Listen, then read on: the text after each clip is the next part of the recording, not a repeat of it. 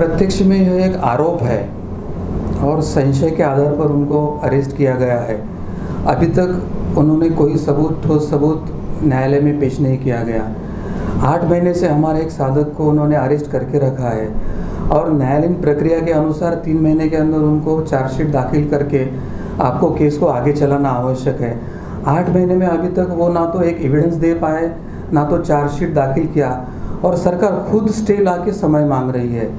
अगर सरकार के पास सबूत है, अगर वो उनके पास कॉन्फिडेंस है, तो वो क्यों नहीं कर रही, ये हमारा प्रश्न है।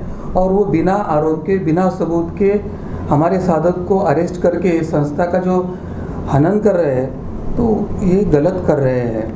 अगर उनके पास सबूत है और वो सही में गुनहगार ऐसा लगता है, तो वो कानून प्रक्रिया आगे जाना चाहिए। क्योंकि हम तो मांग कर रहे हैं कि ये केस को फास्ट ट्रैक में चलाया जाए और जल्दी से सॉल्व किया जाए। अगर गुनहगार है तो वो सिद्ध हो जाए, मगर हमें 100% खातरी है, विश्वास है कि हमारा साधक निर्दोष है।